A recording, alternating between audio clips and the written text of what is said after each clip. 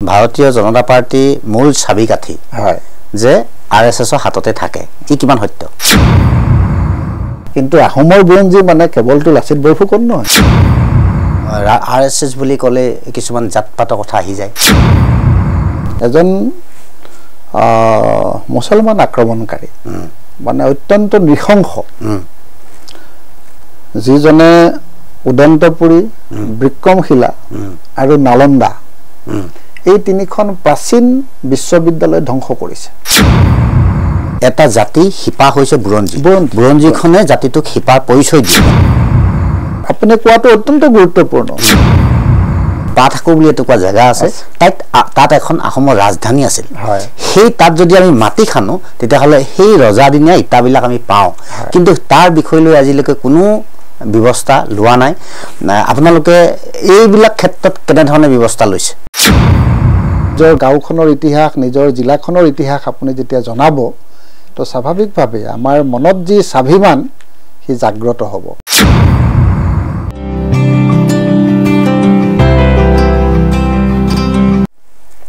নমস্কাৰ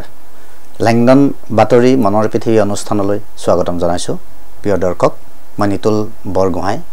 আজি মনৰ পৃথিৱী অনুষ্ঠানলৈ আমি এনে এজন ব্যক্তিক আমন্ত্ৰণ কৰিছিলোঁ তেখেত অখিল ভাৰতীয় ইতিহাস সংকলন যোজনাৰ মহাসচিব হেমন্ত ধিং মজুমদাৰ ডাঙৰীয়া আপোনাক স্বাগতম জনাইছোঁ মনৰ পৃথিৱী অনুষ্ঠানলৈ হয় প্ৰথমতে আপোনাৰ ওচৰলৈ মই আহিছোঁ আমি জনাত আপুনি এজন আৰএছএছৰ লগত জড়িত এজন ব্যক্তি শৈশৱ কালত কিমান বয়সত আপুনি আৰএছএছৰ লগত জড়িত হৈ পৰিল অকণমান কওকচোন একেবাৰে শিশুকাল বুলি আচলতে ক'ব পাৰি হয় 5 বছৰমান বয়সৰ পৰাই মই সংঘৰ শাখালৈ গৈছিলোঁ হয় আৰু মোৰ ডাঙৰ দাদা হয় ৰঞ্জিত মজুমদাৰ আৰু ডাঙৰ ভিনদেউ দিলীপ কুমাৰ নাথ হয় এখেতসকল সংঘৰ কাৰ্যকৰ্তা আছিল হয় আমাৰ ঘৰৰ ওচৰতেই 196 নং নামদুমদুমীয়া প্ৰাথমিক বিদ্যালয় আৰু তাৰে খেলপথাৰত আমাৰ শাখা লাগে শাখাটোৰ নাম আছিলে শ্ৰীমন্ত শংকৰদেৱ ছায়ম শাখা ছায়ম মানে আবেলি হয় সৰু ল'ৰা সাধাৰণতে কি হয় খেলা ধূলাত আমি বেছি মানে ভাল পাওঁ খেলি ধূলি আৰু সংঘৰ শাখাত বিভিন্ন ধৰণৰ ভাৰতীয় খেলবিলাক আমাক খেলাইছিল গতিকে দৌৰিব পৰাই বুলি আচলতে দাদাহঁত থকাৰ কাৰণে তেখেতসকলৰ লগতে আমি প্ৰথম গৈছোঁ আৰু পিছত শাখালৈ নোযোৱাকৈ থাকিলে কিবা বেয়া লাগিছিল মানে যে কিমান বছৰৰ কথা কিমান চনৰ কথা আপুনি মনত আছে সৰু কালত কিছু কথা আমাৰ মনত পৰে এনেকুৱা যে অসম আন্দোলনৰ ভৰপক হয় হয় আৰু 83 84 মানে এইখিনি সময়ত আমাৰ বাইদেউহঁতেও আন্দোলনত যায় আমি একদম সৰু আৰু কিন্তু মানে সেই 2-4টা ঘটনা তেনেকুৱা মনত আছে মানে চিন হয় আৰু সেই সময়তে কিন্তু মই মানে শাখাৰ লগত যেটো আমাৰ মানে যাত্ৰা আৰম্ভ হ'ল এটো অব্যাহত থাকিল হয় তাৰ পৰৱৰ্তী পৰ্যায়ত আপুনি আমি জনাত নগাঁও ঢিঙৰ আপোনাৰ ঘৰ হয় এই যে 5 বছৰ কালৰ পৰা আপুনি আৰএছএছৰ লগত জড়িত হ'ল আপুনি কৈছে 82 83 পৰাই আপুনি জড়িত হৈ আছে আজি ইমান দীঘলীয়া কালত আপুনি ভাৰতবৰ্ষৰ বিভিন্ন ব্যক্তিক আপুনি লগ কৰিছে আপোনাৰ ভাৱ বিনিময় হৈছে হয় আপুনি এতিয়া কি পদপিত আছে আৰএছএছৰ আচলতে মই সংঘৰ হয় প্ৰচাৰক হয় আৰু সংঘৰে এটা বিবিধ সংগঠন আছে মানে সংঘৰ আদৰ্শত জন্ম লোৱা বহু সংগঠন আছে হয় তাৰ ভিতৰত এটা হ'ল অখিল ভাৰতীয় ইতিহাস সংকলন যোজনা হয় যিটোৱে মানে ভাৰতীয় দৃষ্টিকোণেৰে ভাৰতৰ ইতিহাস লিখা আৰু সংকলন কৰা এই ধৰণৰ কামবিলাক কৰে না এই সংকলনৰ কথাটো আহিম আমি প্ৰথমতে সংঘৰৰ কথাটো অকনমান ৰাইজক অৱগত কৰিম এই সংঘৰৰ কালছোৱাত আপুনি 5 বছৰ বয়সৰ পৰা আপুনি সংঘৰত জড়িত হৈ গ'ল সংঘৰত আপুনি কেনে ধৰণে আপুনি কি আপোনাৰ ইমান নিচা জড়িত হৈ গ'ল যে সংঘৰত আপুনি থাকিব লাগে আজিলৈকে আপুনি সংঘৰতে আছে অকনমান ৰাইজক কওকচোন তাৰ পৰিৱেশটো কওক আচলতে সংঘৰৰ নিয়মটো কওক আচলতে এই যে 83-84ত আমি আৰম্ভ কৰিলো হয় আমাৰ গাঁৱৰ যেটো শাখা আপুনি কৈছে নগাঁৱৰ ঢিঙৰ আমাৰ গাঁওখনৰ নাম নামদুমদুমিয়া সত্ৰ হয় এটো লিখিত নাম আচ্ছা কিন্তু কথিত নাম এটা আছে এটো নামেৰে বেছি ভালকে মানে আমাৰ মানে স্থানীয় ৰাইজে জানে তাৰ নাম হল ভকতগাঁও আৰু ভকতগাঁৱৰ আমাৰ সেই শাখা আৰম্ভ হৈছিল 1963 চনত অসমত গোটেই মানে সংঘৰ কাম আসলতে 1946 চনত আৰম্ভ হৈছে 1946 চন হয় পিছত লাহে লাহে তাৰ প্ৰচাৰ হৈছে আৰু এই যে 63 চনত হল আমাৰ গাঁৱৰ কিছু সংখ্যক মানুহ তাত জড়িত হৈছিল আৰু এই যে মানে আমি শাখালৈ যোৱাৰ যেটো কথা শাখাত এনেকুৱা কিছুমান ভাল ভাল বস্তু শিকাইছিল যিবিলাকে আপলোড কৰে আৰু মানে এই যে খেল ধেমালিত স্বাভাৱিকভাৱে লৰাক আকৰ্ষিত কৰে কিন্তু খেলৰ মাধ্যমেৰে খেলৰ লগতে আন কিছুমান কথা তাত যোগাসন শিকায় প্ৰাণায়াম শিকায় তাত বিভিন্ন ধৰণৰ নিযুদ্ধ মানে কাৰাতে বুলি যেটো কওঁ নিযুদ্ধ শিকায় দণ্ড চালনা শিকায় আৰু তাতকে ডাঙৰ কথা আমি সেই আৰ্মি বা পুলিচ এবিলাকত আমি মানে পেৰেড কৰা দেখো গতিকে তাত এটা আছে এটোত সংঘত এটোক সমতা বুলি কয় সমতা তো সমতা মানে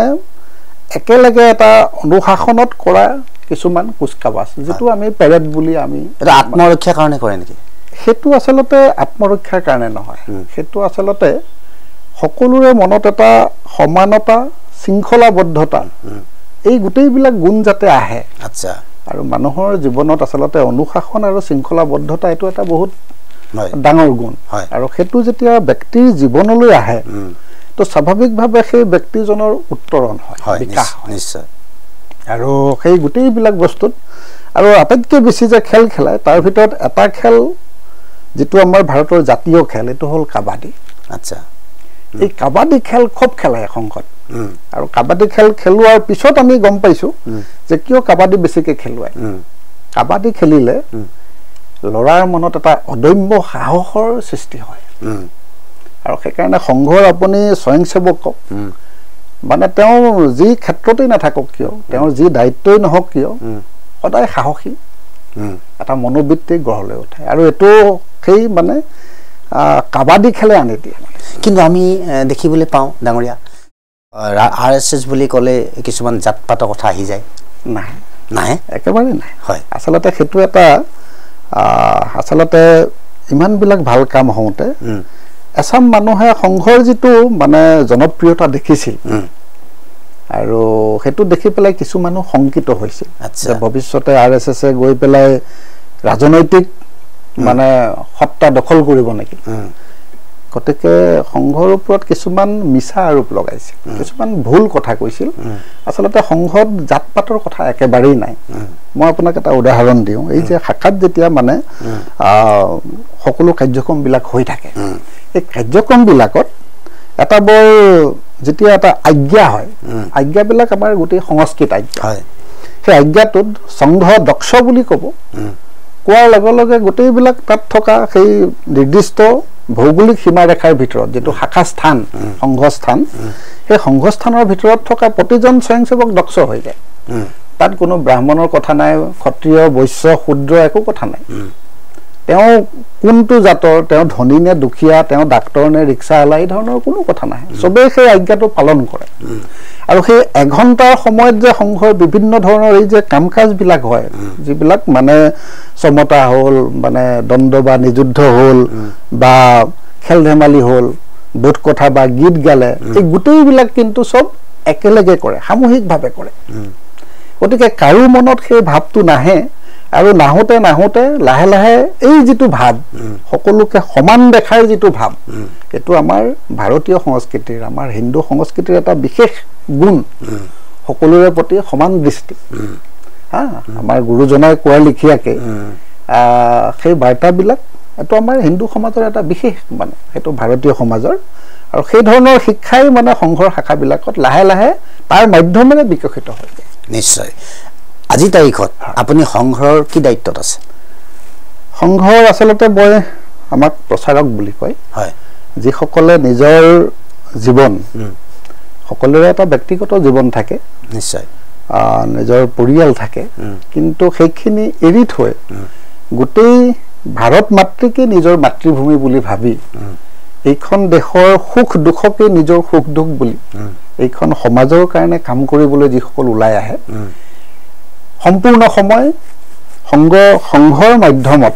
দেশৰ কাৰণে উৎসৰ্গা কৰে সেইসকল প্ৰচাৰক আৰু প্ৰচাৰকৰ কিছুমান বিশেষ নিয়ম আছে সকলোখিনি জীৱনৰ সকলো ত্যাগ কৰিব লাগিব সকলো ত্যাগ তেতিয়াহে আপুনি প্ৰচাৰক পাব এটোত মানে কি হয় প্ৰচাৰকৰ দায়িত্ব কি প্ৰচাৰকৰ দায়িত্ব এনে আপাত দৃষ্টিত যদি চাইতো সংঘৰ কাম প্ৰচাৰ কৰা আচ্ছা গতিকে কিন্তু সংঘৰ প্ৰচাৰকৰ কিছুমান মানে সংঘৰ ফিল্ডতো কৰে আৰু আন কিছুমান এই যে বিবিধ সংগঠনবিলাক আছে বিবিধ সংগঠন মানে সংঘৰ প্ৰেৰণাত জন্ম লোৱা যিবিলাক সংগঠন সেই সংগঠনবিলাক চলিবৰ কাৰণেও সংঘই কিছুমান প্ৰচাৰকক তেওঁ দি সেই সংগঠনবিলাকক আৰু সেই সংগঠনে দায়িত্ব দিয়ে তো বৰ্তমান মই সংঘৰ প্ৰচাৰক হিচাপে মই যেটো বুৰঞ্জীৰ ক্ষেত্ৰত ইতিহাসৰ ক্ষেত্ৰত কাম কৰা অনুষ্ঠান অখিল ভাৰতীয় ইতিহাস সংকলন যোজনা মই তাৰ ৰাষ্ট্ৰীয় মহাসচিবৰ দায়িত্বত আছো মহাসচিবৰ দায়িত্বত আছে এই অনুষ্ঠানটিৰ এই মহাসচিবৰ আপুনি দায়িত্ব যেহেতু আছে ইয়াৰ কাম কি কি ইতিহাসৰ আচলতে কাম বহুত আমি সাধাৰণতে ইতিহাস বুলি ক'লে আমাক এনেকুৱা কিছুমান ভুল অৱধাৰণা আচলতে আমাক ইংৰাজসকলে দিলে ইতিহাসৰ কাম ই আপোনাৰ বুৰঞ্জী পাত লুটিয়াব লাগিব কেৱল বুৰঞ্জীৰ পাত লুটিয়ালি নহব ইতিহাস পঢ়ি পেলাই সেই ল'ৰাজনৰ মনত এটা স্বাভিমান থাকিব লাগিব যোনেই পঢ়ে আপুনি যদি আপোনাৰ পৰিয়ালৰ ইতিহাস আপুনি জানে আপোনাৰ সেই গৌৰৱময় পৰিয়ালৰ ইতিহাস জানিলে আপুনি সেই তেনেকুৱা পথেৰে বাট বুলিবলৈ আপুনি অলপ হ'লেও অনুপ্ৰেৰণা পাব নিশ্চয় ঠিক তেনেকে আপুনি আপোনাৰ সমাজৰ ইতিহাস আপোনাৰ জাতিটোৰ ইতিহাস আপোনাৰ দেশখনৰ যেতিয়া গৌৰৱোজ্জ্বল ইতিহাস জানিব তেতিয়াহ'লে আপুনি সেইমতে কাম কৰিবৰ কাৰণে আপুনি প্ৰেৰণা পাব কিন্তু আমাৰ দুৰ্ভাগ্য যে 1835 চনত যি government of India education act আহিল আৰু তাৰ জৰিয়তে মানে ভাৰতত ইংৰাজী শিক্ষাৰ প্ৰচলন হ'ল আৰু ব্ৰিটিছবিলাকে এটা বিচাৰিছিল যে ভাৰতখন কেনেকৈ বেছি দিনলৈকে শাসন কৰি ৰাখিব পাৰি নিশ্চয় আৰু সেইটোৰ কাৰণে তেওঁলোকে চলে বলে কৌশলে কৰি ৰাখিব লাগিব আৰু সেইটোৰ কাৰণে আটাইতকৈ যেটো ডাঙৰ কথা যে তেওঁলোকে আচলতে আমি কোন ভাৰতীয়সকল কোন এই কথাটো পাহৰাই দিবলৈ চেষ্টা কৰিছিল সাধাৰণতে ইতিহাসৰ ক্ষেত্ৰত বা বুৰঞ্জীৰ ক্ষেত্ৰত এটো কয় আপুনি যদি কোনোবা এটা জাতি কোনোবা এখন সমাজ বা কোনোবা এখন দেশক যদি আপুনি শাসন কৰিব বিচাৰে তেতিয়াহ'লে প্ৰথমে আপুনি তেওঁলোকৰ ইতিহাসটো আপুনি পাহৰাই পেলাওক নষ্ট কৰি দিয়ক আপুনি শাসন কৰাৰ আধা কাম হৈ যাব মানে আৰু আপুনি যদি আপুনি গোটেই ভাৰতবৰ্ষৰ ইতিহাস চাই তে ভাৰত আক্ৰমণ কৰা যিমানবিলাক আক্ৰমণকাৰী আছিল গোটেইবিলাকে কিন্তু আমাৰ ভাৰতৰ ইতিহাস ধ্বংস কৰিবলৈ চেষ্টা কৰিছে নিশ্চয় এতিয়া আপুনি সেই ইতিহাস ধৰি ৰাখিবৰ কাৰণে নতুন প্ৰজন্মক জাগ্ৰত কৰিবৰ কাৰণে আমি প্ৰেৰণা দিবৰ কাৰণে আপুনি কি হাতত লৈছে নিশ্চিতভাৱে আমি কিছুমান কাম এনেকুৱা হাতত লৈছো যিবিলাকে তেওঁলোকৰ মনত এই যে স্বাভিমান যাতে জাগি উঠে যেনে আমাৰ যেটো মূল বাক্য বা শ্লোকক কেন্দ্ৰ কৰি আমি ভাৰতীয় ইতিহাসৰ দৃষ্টিভংগীটোক দাঙি ধৰো ধৰ্মাৰ্থ কাম মোক্ষা নাম উপদেশ সমন্বিতম পুৰা বিত্যম কথাৰূপম ইতিহাসং প্ৰচক্ষতে ধৰ্ম অৰ্থ কাম আৰু মোক্ষ এইকেইটাক চাৰি পুৰুষাৰ্থ বুলি কয় হয় এই চাৰি পুৰুষাৰ্থৰ লগত উপদেশাত্মক কিবা কথা উপদেশাত্মক মানে কোনটো ভাল কোনটো বেয়া কোনটো কৰা উচিত কোনটো কৰা অনুচিত এই কথাবিলাক যিখন গ্ৰন্থত থাকিব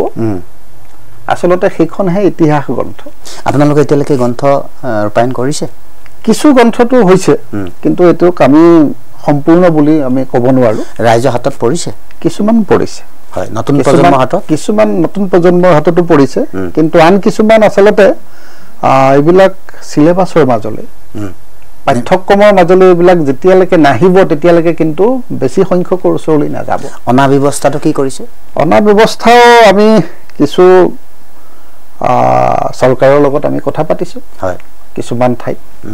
এটা মই বিশেষ আমাৰ মানে ইতিহাস সংকলন সমিতিয়ে লোৱা এটা মই প্ৰকল্পৰ কথা কম কক 1985 চনত উজ্জয়িনৰ বিক্ৰম বিশ্ববিদ্যালয় তাৰ মানে প্ৰাচীন ইতিহাস আৰু পুৰাতত্ত্ব বিভাগৰ এগৰাকী মুৰব্বী অধ্যাপক আছিলে ডক্টৰ বিষ্ণু শ্ৰীধৰ ৱাকনকাৰ তেখেতে এগৰাকী প্ৰখ্যাত মানে আৰ্কিঅলজিষ্ট আৰু খুব ভাল আৰ্টিষ্ট ভীমবেটকা বুলি এটা প্ৰাচীন গুফা ভাৰতীয়সকলৰ মানে কলাৰ ক্ষেত্ৰত এইটো তেওঁৱে আৱিষ্কাৰ কৰিছে আৰু তেখেতৰ নেতৃত্বত এটা 21 জনীয়া দল য'ত মানে হিষ্টৰিয়ান আছিলে আৰ্কিঅলজিষ্ট আছিল এন্থ্ৰপলজিষ্ট নৃতত্ত্ববিদসকল আছিলে জিঅ'লজিষ্ট ভূতত্ত্ববিদসকল আছিল এই সকলৰ এটা টিমে আদিবদ্ৰীৰ পৰা আৰম্ভ কৰি গুজৰাটৰ প্ৰভাসলৈকে তেওঁলোকে এটা প্ৰায় এমাহৰ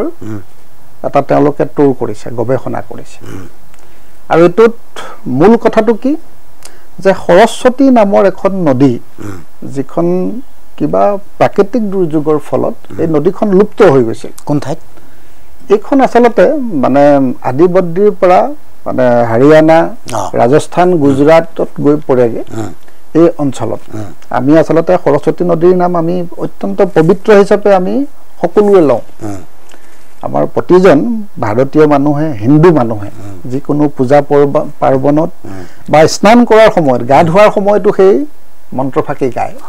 ওম গংগেশ যমুনে চৈব গোদাবৰী সৰস্বতী নৰ্মদে সিন্ধু কাবেৰী জলেস্মিন সন্নিধিম কুৰু এটো গাবই মানে আপুনি পূজা পাঠত মন কৰিব যে দুনাটোত পানী দি থওঁতেও তাৰ পিছত সেই মন্ত্ৰটো মাতি পেলাই তাক পবিত্ৰ কৰি লয় তো এই যে সৰস্বতী নদী যিখন কথা এটোত এটা বিশেষ কথা আছে কিয় সৰস্বতী নদীক বাছি ললে আচলতে বেছিভাগ পণ্ডিতেই মানে যে সৰস্বতী নদীৰ পাৰত বেদৰ সংকলন হৈছে মহৰ্ষি কৃষ্ণ দ্বৈপায়ন বেদব্যাসে বেদৰ সংকলন কৰিছে মানে চাৰি ভাগত বিভক্ত কৰিছে তো এই সৰস্বতী নদীৰ যিটো সিভিলাইজেশ্যন হেতুৰ কথা কিন্তু আমাৰ নতুন প্ৰজন্মই নাজানে হেতুৰ ওপৰত বহুত বেছি গৱেষণাও হোৱা নাছিল আটাইতকৈ প্ৰাচীন যিটো আমাক মানে সভ্যতা হিচাপে দেখুৱালে এটো সিন্ধু নদীৰ যিটো ইন্দাস ভেলী সিভিলাইজেশ্যন হিন্দু সভ্যতা হিচাপে হৰপ্পা আৰু মহেঞ্জোদাৰোৰ কথা কল কিন্তু তাতকিও প্ৰাচীন যে সৰস্বতী নদী আছিল এই কথাটো সেইখিনি সময়ত ওলোৱা নাই বা একচামে তাক থাপি থুপি থৈ দিলে কাৰণ সৰস্বতী নদীখন দেখা নাপায় আপুনি যদি প্ৰয়াগলৈ যায় প্ৰয়াগত ত্ৰিবেদী সংগম আছে সকলোৱে বিশ্বাস কৰে অলপতে মহাকুম্ভ হ'ল নিশ্চয় গংগা যমুনা আৰু সৰস্বতী এই তিনিওখন নদীৰ সংগমস্থল সেইকাৰণে ত্ৰিবেণী সংগম তীৰ্থ ৰাজ বুলি কয় গতিকে সেই প্ৰয়াগতো কোটি কোটি মানুহ হৈছে প্ৰায় 60 কোটি মানুহে স্নান কৰিছে নিশ্চয় এই যে ইমানবিলাক মানুহে কথাটোক বিশ্বাস কৰে এটো কেৱল আস্থা নহয় সেইবিলাক আচলতে মানে সঁচা অৰ্থত আমাৰ পূৰ্বপুৰুষবিলাকৰ কিন্তু ইতিহাস হয় এতিয়া আপোনালোকে সেই বিলুপ্ত হোৱা যিবিলাক কথা বতৰা সেইবিলাকক আপোনালোকে ৰাইজৰ সন্মুখলৈ আনিব বিচাৰিছে এতিয়া আপুনি অসমৰ যেহেতু এজন ব্যক্তি সৰ্বভাৰতীয় পৰ্যায়ত এজন দায়িত্বত আছে মহাসচিবৰ দায়িত্বত আছে কিন্তু আমি দেখো অসমৰ পৰ্যায়ত অসমৰ প্ৰেক্ষাপটত আমি দেখা পাওঁ বহু এনে ধৰণৰ ইতিহাস সমল পৰি আছে পুৰাতত্ত্ব বিভাগ আছে তেখেতলোকে সকলোখিনি ঢুকি পোৱাগৈ নাই আমি যদি সাধাৰণভাৱে চাওঁ শিৱসাগৰ ফালে যদি আপুনি যায় তেতিয়াহ'লে শিলৰ যিডাল হাকু নাম ডাঙৰ শিলৰ হাকু সেই জৰাজীৰ্ণ অৱস্থাত আছে তাক লৈ আপোনালোকে তথ্য গোটাব পাৰে উত্তৰ গুৱাহাটীত যদি যায় দৌল গোবিন্দলৈ যাওঁতে তাতো শিলৰ আছে শিলাকো আছে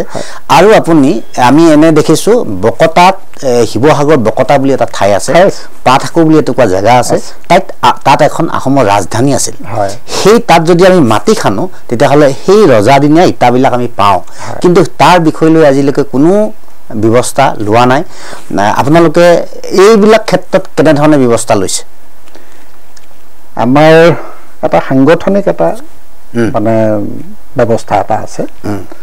আৰু এইবিলাক কাম আমি আচলতে সেই জিলা সমিতিবিলাকৰ দ্বাৰা আমি বেছিকৈ কৰোঁ হয় শিৱসাগৰ চৰাইদেউ আৰু অসমৰ প্ৰায় আমাৰ 33খন জিলাত আমাৰ সমিতি আছে তো ঠাই বিশেষে কিছু ক্ষেত্ৰত আমি ৰাইজৰ মাজত সজাগতা সৃষ্টি কাৰণ কামটো ৰাইজৰ মনত সোমাব লাগিব যেটো ইতিহাসৰ বস্তু ইয়াক আমি সংৰক্ষণ কৰিব লাগিব নিশ্চয় সেই ভাৱটো যেতিয়ালৈকে ৰাইজৰ মাজত জাগৃত নহব তেতিয়ালৈকে কিন্তু মানুহে তাৰ প্ৰতি দৃষ্টিটো কেৱল আৰু সেই কিবা এটা পালেও তাক কাপোৰ ধোৱা পাত হিচাপেহে ব্যৱহাৰ কৰিব গতিকে সেই সচেতনতাটো অনাটো প্ৰথম কাম আৰু সংৰক্ষণৰ কাৰণেও আমি কিছু আমাৰ যোজনা আছে কিছু আমাৰ সংগ্ৰহালয় আদি স্থাপনৰ কথাও আছে আৰু কিছুমান কাম আমি চৰকাৰক আমি সেই ধৰণৰ এটা আমি আবেদনো দিছো নিশ্চয় এই যে যিবিলাক মই কৈ গলো যে শিলৰ হাকো আপোনালোকে তথ্য সহকাৰে লৈ এখন আপুনি যেহেতু ইতিহাস সংকলনত আছে যোজনাত আছে তাত এখন গ্ৰন্থ উলিয়াই আপোনালোকে অসম চৰকাৰক দাবী কৰিব নোৱাৰেনে এইবিলাক আপোনাৰ এই ইতিহাসবিলাক সংকলনবিলাক আপোনাৰ বুৰঞ্জীত আমাৰ চৰকাৰ পাঠ্যপুথিত ষ্টুডেণ্টে পঢ়িবলৈ ব্যৱস্থা কৰাব নোৱাৰেনে নিশ্চিতভাৱে তেতিয়া নিশ্চয় জানিব বহুতে শিলৰ হাকো চিনি নাপায় এতিয়া আপুনি আমি যিখিনি কথা কৈছোঁ আৰু বহু আছে তেনেধৰণৰ সমলবিলাক পৰি আছে পুখুৰীবিলাক মানে জৰাজীৰ্ণ অৱস্থা হৈ গৈছে যেহেতু আপুনি সৰ্বভাৰতীয় পৰ্যায় তথাপিতো আপোনালোকৰ দাবী নিশ্চয় মানিব নাই নিশ্চিতভাৱে হয় ইয়াত মানে দুটা কথা এটা হ'ল অসমৰ যিখিনি ইতিহাস বা এনে ধৰণৰ ঐতিহাসিক কীৰ্তিচিহ্ন আছে তাৰ সংৰক্ষণ হ'বই লাগে আৰু সঠিক ইতিহাসটো ছাত্ৰ ছাত্ৰীয়ে জানিব পৰাকে সকলোৱে জানিব পৰাকে পাঠ্যপুথিত সোমাব লাগে এইটো দাবী কৰিছে আমি তাৰ মানে দাবী জনাইছো আৰু আমাৰ 2-4 জন আমাৰ লগত জড়িত মানে তেওঁলোকো বিভিন্ন ধৰণে তেওঁলোকে গৱেষণামূলক গ্ৰন্থ লিখি পেলাই জনোৱাৰ চেষ্টা কৰিছে আচ্ছা ইয়াত মানে পাঠ্যপুথিত কেৱল আনিলেই নহ'ব সঁচা কথাটো অনা উচিত হয় কাৰণ ইতিহাসৰ ক্ষেত্ৰত মূলতঃ দৃষ্টিভংগীটো মূল হয় আমাক মানে ব্ৰিটিছসকলে এটা বৰ ভুল ধাৰণা এটা দি গ'ল আৰু সেই ধৰণে আমি বহুতে ভাবিব ললো গতিকে সেইটো প্ৰথমতে মনৰ পৰা সেই কিছুমান বস্তু নাইকিয়া হ'ব লাগে যেনে তেওঁলোকে আমাক কৈ গ'ল যে বেদ পুৰাণ উপনিষদ ৰামায়ণ মহাভাৰত এইবিলাক মাইথলজি এইবিলাক কাল্পনিক কাহিনী এতিয়া ৰামায়ণ মহাভাৰত কাল্পনিক বুলি কোৱাৰ লগে লগে আপোনাৰ দৃষ্টি এটা বেলেগ আহিব নিশ্চয় আৰু যেতিয়া আপুনি মানে ভাবিব যে নহয় এইটো আমাৰ মূল পূৰ্বপুৰুষৰ ইতিহাস এই যে ইক্ষাকু বংশীয় বুলি কওঁ এই যে ৰামৰ আগৰ ইমানবিলাক ৰজা এই গোটেইবিলাক এতিয়া বহুতে কেতিয়াবা কি হয় মানে আমাক সহজ সৰলভাৱে বুজাবৰ কাৰণে গুৰুজনাই কিছুমান আমাক ভাওনা নাট ৰচিলে তাৰ মাধ্যমক আমাক সাধাৰণভাৱে বুজালে কেতিয়াবা কওঁতেও আমি তাক কাহিনী বুলি ক'লো যে ৰামায়ণ মহাভাৰত এইবিলাক গ্ৰেট এপিক মহাকাব্য বুলি কৈছো মহাকাব্যও হয় কিন্তু কেৱল মহাকাব্যই নহয় এইবিলাক আচলতে আমাৰ পূৰ্বপুৰুষৰ গৌৰৱোজ্জ্বল ইতিহাস নিশ্চয় যে আমাৰ কিছু এনেধৰণৰ যিবিলাক সমলবিলাক পৰি থাকে যিবিলাকে তথ্য বুটলিবলৈ যায় সঁচা অৰ্থত কিছু তথ্য আমি দেখো ভুলকৈ প্ৰচাৰ কৰে আমি দেখিছোঁ কিছু ক্ষেত্ৰত লাচিতৰ এটা মূৰ্তি বনাইছিল অসম চৰকাৰে তাতে কিছুমান ধুতি পিন্ধোৱাক লৈ বিতৰ্ক হৈছিল এই পৰিৱেশটোৰ কাৰণে মই কথাটো কৈছোঁ যে কিছুমান তথ্য লওঁতে আপোনালোকে কেনেধৰণে তথ্যবিলাক ল'বলৈ বিচাৰে এটা হ'ল তাৰ কি সাহিত্যিক মানে আধাৰ আছে হয় তো কিছুমান কিতাপত তাৰ তথ্য পোৱা যায় আৰু কিছুমান এনেকুৱা আচলতে মানে বংশানুক্ৰমে কিছুমান কথা প্ৰজন্মৰ পিছত প্ৰজন্মলৈ বৈ আহে এতিয়া এই যে আমাৰ আপুনি বকতাৰ কথা ক'লে আপুনি বিশেষকৈ দেউধাই বাইলুংসকল তেখেতসকলে আহোমসকলৰ তেওঁলোক মানে ব্ৰাহ্মণ বুলি ক'ব পাৰি নহয় জানো আৰু গোটেই আহোমসকলৰ গোটেই লেংডং পূজা কৰা পদ্ধতি কৰে হয় মহান বাইলুং দেওধাই এতিয়া সেই সকলৰ প্ৰজন্মৰ যদি কোনোবা আছে নিশ্চিতভাৱে আছে তো তেওঁলোকক যদি আপুনি সেই ধৰণৰ পৰম্পৰাটোৰ কথা শিকে মানে সোধে যিসকলে এতিয়াও তাৰ ব্যৱহাৰ কৰি আছে তেওঁলোকে সেই নিয়মবিলাক পালন কৰি আছে হয় নিশ্চিতভাৱে আমাতকৈ তেওঁলোকে বেছি জানিব আৰু তেওঁলোকৰ পূৰ্বপুৰুষসকলে নিশ্চিতভাৱে তেওঁলোকৰ কিবা নহয় কিবা তাৰ মানে আধাৰ গ্ৰন্থ থাকিবই মানে গতিকে তেওঁলোকে বিষয় এটা যেতিয়া সেই ধৰণে উপস্থাপন কৰিব সেইসকল বিজ্ঞ লোকে কৰিব তো তেনেকুৱা বিষয়টো অতি সঠিক হয় সেইকাৰণে আমি চেষ্টা কৰোঁ যিকোনো এটা ঠাইত আমি সেই বিষয়টোৰ চৰ্চা কৰোঁতে সেই বিষয়টো কোনে কোনে জানে কোনে কোনে চৰ্চা কৰে বা সেই বিষয়ত কি কি ধৰণৰ কিতাপ হৈছে এইবিলাক গোটাই তাৰ এটা সঠিক বিচাৰ কৰি আপোনালোকে ৰাইজৰ আগত এৰি দিয়ে কিন্তু আমি দেখো ইয়াত লবি সৃষ্টি হয় আমি কিছু কিছু ক্ষেত্ৰত দেখো সংগঠনে হওক বা ৰাজনৈতিক ক্ষেত্ৰতে হওক লবি সৃষ্টি হয় আপুনি মোতকৈ বেছি জানে মই আপোনাতকৈ বেছি জানো তেনেধৰণৰ ক্ষেত্ৰত কি হয় সেই মানুহজনক জানিলেও আপুনি যদি জানিছে আপোনাক মই ৰাখি থৈ দিলোঁ মোৰ ৰাজনৈতিক পাৱাৰত লগাই আপোনাৰ কথাখিনি মই একমত নহয় মোৰ মতে কৰিলোঁ আৰু ৰাইজে মোৰ কথাখিনিত অৱগত সঠিক সিদ্ধান্তটো নাপালে সেইটো ভুল বুলি ভাবিলে সেই তেনেধৰণৰ বিতৰ্ক কিছুমান হয় আমি ক'ব খোজোঁ লেংডন বাতৰি তৰফৰ পৰা যিবিলাক তেনেধৰণৰ সমলবিলাক যেতিয়া বুটলি আনিব তেতিয়াহ'লে সঠিক ৰূপত তথ্যবিলাক যেতিয়া বিচাৰিব তেতিয়াহে আচল শুদ্ধ প্ৰমাণ হ'ব যে এজন কোনোবা এজনে ক'লে না এইজনতকৈ ইজনে নোৱাৰে সিজনেহে পাৰিব সেইজনক ওচৰলৈ গৈ তেখেতেনো কি কয় এই কথাখিনি আলোচনা কৰি কৰা উচিত বুলি আমি ভাবোঁ নিশ্চিতভাৱে বহুতে কয় হয় হয় RSS মানে বিজেপি অকণমান ৰাজনৈতিক কথালৈ আহোঁ RSS মানে বিজেপি RSSৰ ছত্ৰছায়াতে বিজেপি জন্মগ্ৰহণ হৈছে বুলি কয় কওকচোন অকণমান আচলতে RSS বিজেপি এইটো এটা স্বাভাৱিকভাৱে সমাজত এটা তেনেকুৱা এটা কথা প্ৰচলিত বাৰু কিন্তু RSSৰ যিটো মূল কাম RSSৰ কাম হৈছে ব্যক্তি নিৰ্মাণ এজন সৎ চৰিত্ৰবান ব্যক্তি নিৰ্মাণ কৰা আৰু সেই ব্যক্তিজন যি ফিল্ডলৈ নাযাওক কিয় তেওঁ যিকোনো ফিল্ডলৈ গ'লে তেওঁ য'তেই কাম কৰিব সেইটোত তেওঁ সঠিকভাৱে কৰিব আৰু আচলতে কি হয় ব্যক্তিৰ নিজৰ ওপৰতেই নিৰ্ভৰ কৰে বাকী অনুষ্ঠানটো কেনে হ'ব কাৰণ অনুষ্ঠান এটা নিৰ্জীৱ মানুহেতো চলাব নোৱাৰে নিৰ্জীৱ হ'ব পাৰে নেকি তাত থকা ব্যক্তিসকল যদি ভাল আপুনি ক'ব যে অনুষ্ঠানটো ভাল আৰু যদি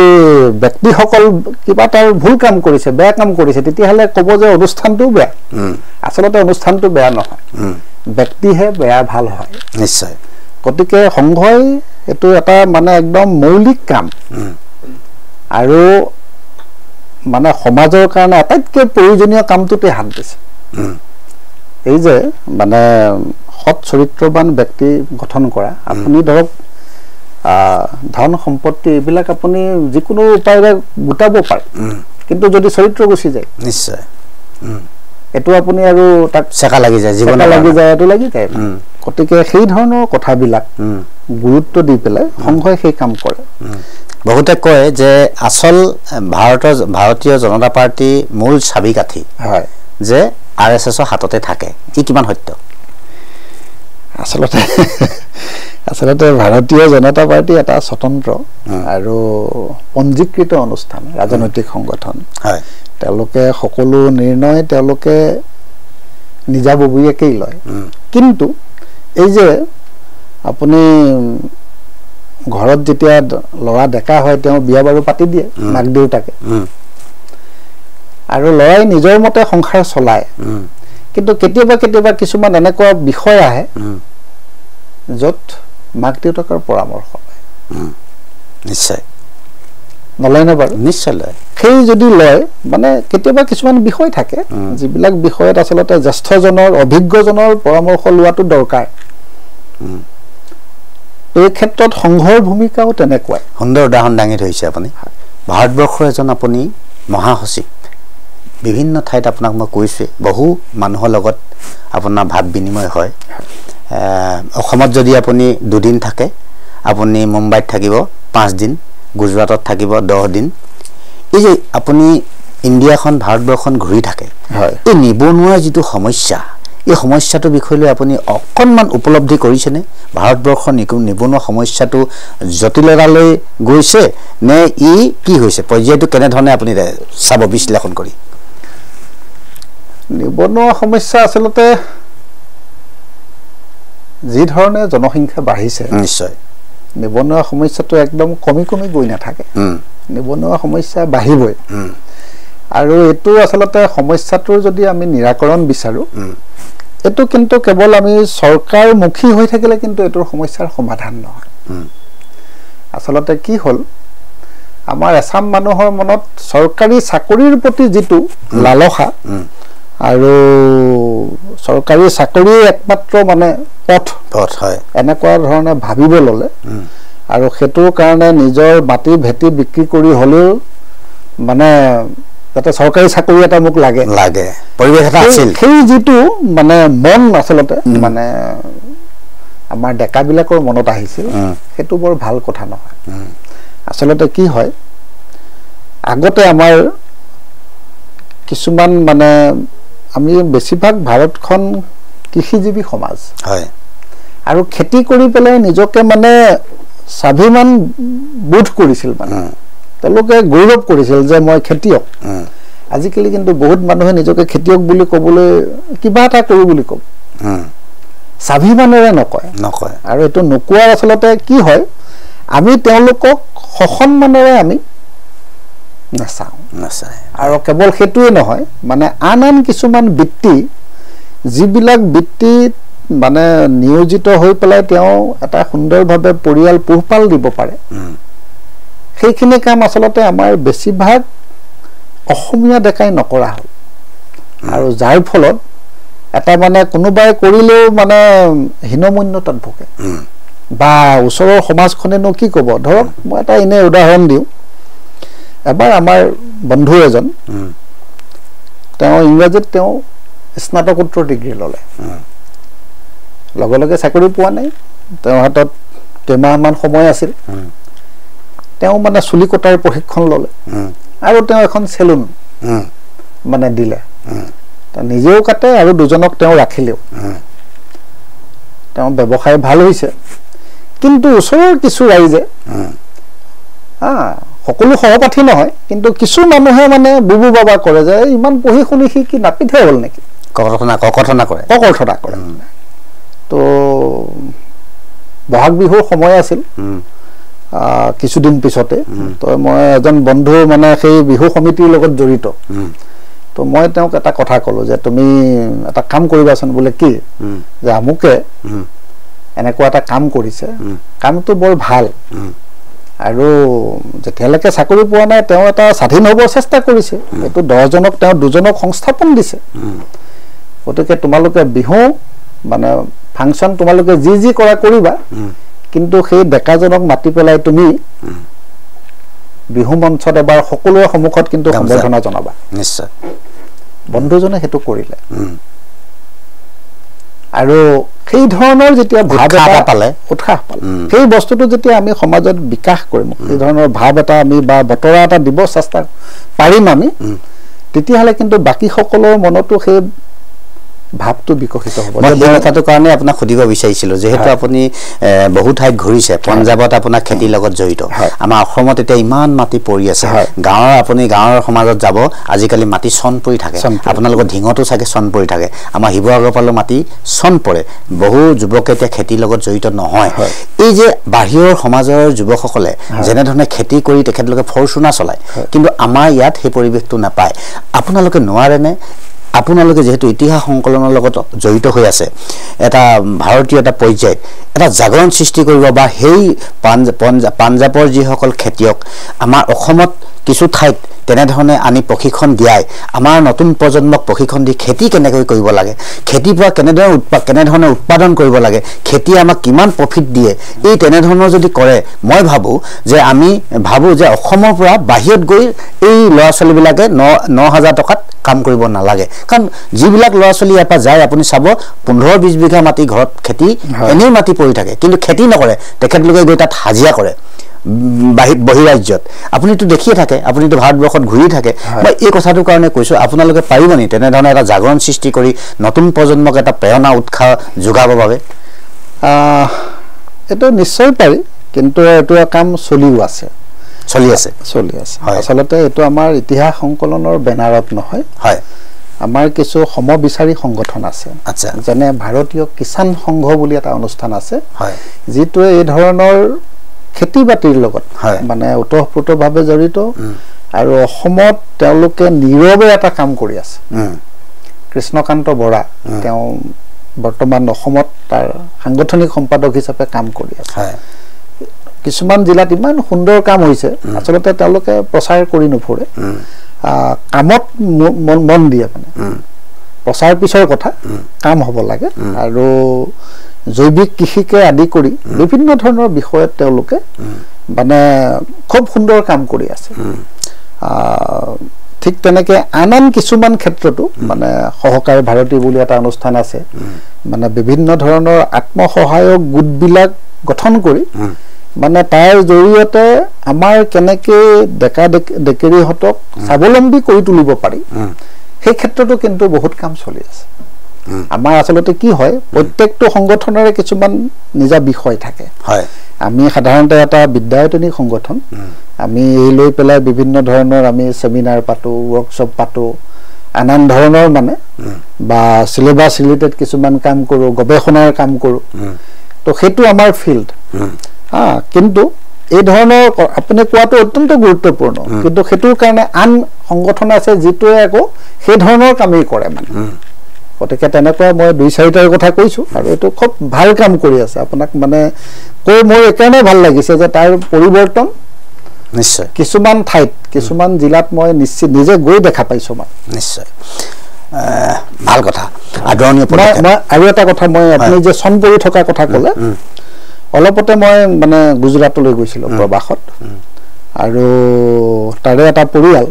জুনাগড়ৰ, তেওঁ পৰিয়াল যোৱা 10 দিন তেওঁলোকে উত্তৰ পূৰ্বাঞ্চললৈ আহিছিল। তেওঁৰ লগত বিভিন্ন সময়ত থাকোঁতে তেওঁ মানে একেলগে আছোঁ, মাটিবিলাক পৰি থকা দেখি মানে তেওঁ বিৰাট আচৰিত হৈছে, মানে যে ইমান হাজাৰ হাজাৰ বিঘা মানে মাটি পৰি আছে আৰু ইমান ধুনীয়া সেউজীয়া পৰিৱেশ। গুজৰাটততো এনেকুৱা সেউজীয়া পৰিৱেশ নাই, মাটিবিলাকত কিয় একো নকৰে মানে। তো গুজৰাটত পানীৰ বিৰাট সমস্যা, আৰু তাত পানীৰ কাৰণে বহুত মাটি চন পৰি থাকে, খেতি কৰিব নোৱাৰে, পানী নাই। তো তেওঁ এটা মোক কথা ক'লে যে তাত যিবিলাক মাটিত পানী নথকাৰ কাৰণে খেতি কৰিব নোৱাৰি, তথাপিতো তেওঁলোকে আকৌ লাখ লাখ টকা ইনকাম কৰি আছে। কেনেকে? তেওঁলোকে ডাঙৰ ডাঙৰ চলাৰ প্লেনেট বহাইছে। এই যে সৌৰ শক্তিৰ উৎপাদন কৰি পেলাই তেওঁলোকে সেইটো চৰকাৰক বিক্ৰী কৰে, আৰু সেইখিনি চন পৰি থকা মাটি হৈ নাথাকিল। এই যে নতুন নতুন উদ্ভাৱন তেওঁলোকে কৰে, আৰু ইয়াতো আমাৰ কিন্তু সেই পৰিৱেশ আমাৰ অসমত দেখা নাপাওঁ। তো সেইটোতো এটা জাগৰণ সৃষ্টি কৰিব লাগিব। সেইটো বিভিন্ন সময়ত আমাৰ সভা সমিতিবিলাকত যেতিয়া আমি ৰাজহুৱাভাৱে কিবা কওঁ, এইবিলাক কথা আমি উল্লেখ নকৰা নহয়, কিন্তু যিহেতু আমাৰ সেইটো প্ৰত্যক্ষ ফিল নহয়, সেইকাৰণে আমি এনেধৰণৰ কিবা পৰামৰ্শ থাকিলে আমি ভাৰতীয় কিষাণ সংঘ বা আন সম্বন্ধিত যিবিলাক আমাৰ সংগঠন থাকে আমি তেওঁলোকক কওঁ। নিশ্চয়। এতিয়া আপোনালোকে, আমি অসমৰ প্ৰেক্ষাপটতে কৈছোঁ, যিবিলাক সমল যে আমি ক'লোঁ, আপোনালোকে কিবা চিন্তা চৰ্চা এতিয়া কৰিব নেকি যে নতুনকৈ গ্ৰন্থ আপোনালোকে উলিওৱা ব্যৱস্থা কৰিছে নেকি অসমৰ হৈ, যিবিলাক সৰ্বভাৰতীয় পৰ্যায়ত কোৱা নাই, অসমৰ প্ৰেক্ষাপটত অসমৰ হৈ ওলাব? মই এটা মানে নতুন এটা কথা মাজত হ'ল 1-1.5 বছৰ, সেই কথাটো এবাৰ মই জনাব বিচাৰোঁ। এজন মুছলমান আক্ৰমণকাৰী, মানে অত্যন্ত নৃশংস, যিজনে মানে উদন্তপুৰী বিক্ৰমশিলা আৰু নালন্দা এই তিনিখন প্ৰাচীন বিশ্ববিদ্যালয় ধ্বংস কৰিছে মুছলমান লোক সেইজন আক্ৰমণকাৰীৰ নাম আছিলে মহম্মদ ইবন বখতিয়াৰ খিলজি সেই ব্যক্তিজনক কিন্তু কোনে পৰাজিত কৰিছিল সেই কথা ইতিহাসত নাই আৰু জানি বুজি আচলতে ইতিহাসৰ পাতত নিলিখিলে কোনে নিলিখিলে যিসকল বামপন্থী বিচাৰধাৰাৰ যিসকল সেকুলাৰ বিচাৰধাৰাৰ ইতিহাসবিদ তেওঁলোকে তাক নস্বাত কৰি থৈ দিলে কি বুলি যে এইবিলাক ৰিজিয়নেল হিষ্ট্ৰী বুলি আঞ্চলিক বুৰঞ্জী বুলি থৈ দিলে কিন্তু এই গোটেইবিলাক সেইটো এটা এনেকুৱা চৰিত্ৰ এনেকুৱা এটা ঐতিহাসিক চৰিত্ৰ যিটোৱে গোটেই ভাৰতৰ জ্ঞান ভাণ্ডাৰ ধ্বংস কৰাৰ চেষ্টা কৰিছে ইমানবিলাক এই যে নালন্দা বিশ্ববিদ্যালয়ত 90 লাখ সেইখিনি সময়ৰ পাণ্ডুলিপি ধ্বংস হৈ গ'ল জুই জ্বলাই দিলে মানে অমূল্য সম্পদ আছিল কিন্তু সেই মানে আক্ৰমণকাৰীজনক কামৰূপৰ মহাৰাজা পৃথুৱে 1106 চনত পৰাজিত কৰিছিল সেই কথা কিন্তু ইতিহাসৰ পাতত নাই এইবিলাক ইতিহাসৰ পাঠ্যক্ৰমত আহিব লাগিব আপোনালোকে চেষ্টা কৰিছে আৰু তাৰে হেৰিত আমাৰ এজন কাৰ্যকৰ্তা আগতে গড়গাঁও মহাবিদ্যালয়ত আৰু কটন বিশ্ববিদ্যালয়ত আছিল আজিকালি তেওঁ দিল্লীৰ জৱাহৰলাল নেহেৰু বিশ্ববিদ্যালয়ত সহযোগী অধ্যাপক হিচাপে তেখেতে যোগদান কৰিছে তেওঁ এখন এই মহাৰাজা পৃথুৰ ওপৰত গৱেষণা কৰি এখন কিতাপ লিখিছে অসম প্ৰকাশন পৰিষদে ইংৰাজী আৰু তাৰ এই বছৰ তাৰ মানে অসমীয়া ভাষাটো তাৰ অনুবাদ মানে প্ৰকাশ কৰি উলিয়াইছে এইবিলাক নতুন নতুন তথ্য যিবিলাক আচলতে আমাৰ মানে ইতিহাস সংকলনৰ মাধ্যমেৰে তেনেকুৱা কথাবিলাক আচলতে উদ্ঘাটন কৰিবৰ কাৰণে আমি চেষ্টা কৰোঁ কাৰণ স্থানীয় যিবিলাক ইতিহাস এই স্থানীয় ইতিহাসবিলাক আপুনি সঠিকভাৱে যদি আপুনি উপস্থাপন কৰে তেতিয়াহে আমাৰ সেই স্বাভিমানটো জাগিব আজি ভাৰত বুৰঞ্জীত এই যে 600 বছৰীয়া গৌৰৱ উজ্জ্বল আহোমসকলৰ যেটো ইতিহাস তাত নাই বুলি ক'ব পাৰি অকণমান ঔৰংগজেবৰ কথা আহোঁতে 2 লাইন লাচিতৰ কথা কৈছে কিন্তু আহোমৰ বুৰঞ্জী মানে কেৱলটো লাচিত বৰফুকন নহয় এই যে 1228 পৰা একদম কন্দবেশ্বৰ সিংহলৈকে হয় পুৰন্দৰ সিংহলৈকে এই গোটেইবিলাক কথা এটা চেপ্টাৰ হিচাপে আচলতে তাত থাকিবলগীয়া কথা ইমানবিলাক ভাল ভাল কথা এই যে শিৱদৌলৰ কথা এইবিলাক বনোৱাৰ যিবিলাক পদ্ধতি এইবিলাক ইউনিক ৰংঘৰৰ কথা কাৰেংঘৰ তলাতল ঘৰ এইটো ৰংঘৰ এছিয়াৰ প্ৰথমটো এম্ফি থিয়েটাৰ বুলি কৈছে অথচ ভাৰত বুৰঞ্জীত তাৰ স্থান নাই এইটো কিয় নাই কোনোবাই উদ্দেশ্য প্ৰণোদিতভাৱে এইটো নাইকিয়া কৰি ৰাখিছিল নিলিখাকে ৰাখিছিল গতিকে সেইবিলাকেও আচলতে ইতিহাসৰ পাতত স্থান পাব লাগিব এই যে আমাৰ গৌৰৱ উজ্জ্বল কোচসকল আছে নৰনাৰায়ণ চিলাৰায়ৰ কথা আমি বিশ্ব মহাবীৰ বুলি কৈছো আমি কলে হ'বনে মহাপুৰুষ শ্ৰীমন্ত শংকৰদেৱৰ কথা আমি জগতগুৰু বুলি কৈছো অথচ ভাৰত বঞ্জিত তেওঁৰ নামেই নাই এই যে ভক্তি আন্দোলন আদিত এইবিলাকৰ তেখেতসকলৰ অৱদানটো কম নহয় গতিকে এই গোটেইবিলাক কথা সঠিকভাৱে যাতে ভাৰত বুৰঞ্জীটো এটা স্থান লাভ কৰে তাৰ কাৰণে ইতিহাস সংকলন যোজনাই কাম কৰি আছে ঠিক আছে আদৰণীয় পদক্ষেপ কিন্তু শেষত কওঁ যে বুৰঞ্জীখন ইতিহাস সংকলন যোজনালৈ আমাৰ লেংডন বাতিৰ পৰা এটা অনুৰোধ থাকিব যিবিলাক বুৰঞ্জী আপুনি যে কৈ গ'ল এতিয়া নতুন প্ৰজন্মই তেখেতলোকে পাঠ্যক্ৰমত নাপায় বুৰঞ্জীবিলাক তেখেতলোকে নপঢ়ে যেতিয়ালৈকে এটা জাতি শিপা হৈছে বুৰঞ্জীখনে জাতিটোক শিপাৰ পৰিচয় দিয়ে বুৰঞ্জীখন পঢ়িলেহে জাতিটোৰ উদ্ধাৰ হ'ব বা তেওঁ চিনি পাব আপোনালোকৰ দায়িত্ব হৈছে বুৰঞ্জীখনক কেনেকৈ সঠিক ৰূপত নতুন প্ৰজন্মক প্ৰচাৰ কৰিব পাৰি এইটো শিক্ষা অনুষ্ঠানত ৰাখিবই লাগিব প্ৰচাৰ কৰিবই লাগিব তেতিয়াহে সফল আপোনালোকে অখিল ভাৰতীয় আপোনাৰ ইতিহাস সংকলন যোজনাৰ এটা দায়িত্ব আছে আৰু থাকিব আৰু তেতিয়াহে সঠিক ৰূপত এই আপোনালোকে প্ৰচাৰ কৰা এটা উত্তৰ থাকিব হয়নে শেষত আপুনি ৰাইজলৈ কি ক'ব শেষ পৰ্যায় পালোহি ইতিহাস সংকলন যোজনাই আচলতে ভাৰতৰ স্থানীয় ইতিহাসক অধিক গুৰুত্ব দিয়ে আৰু নিজৰ নিজৰ অঞ্চলৰ যিসকল বীৰ পুৰুষ আছে, মহাপুৰুষ আছে, যিসকল স্বাধীনতা সংগ্ৰামী আছে, এইসকলৰ ইতিহাস, নিজৰ পূৰ্বপুৰুষসকলৰ ইতিহাস আপোনালোকে নিজৰ নিজৰ পৰিয়ালত চৰ্চা কৰক, নিজৰ সমাজখনত চৰ্চা কৰক, এইবিলাকৰ বিষয়ে শুদ্ধ তথ্যৰে লিখক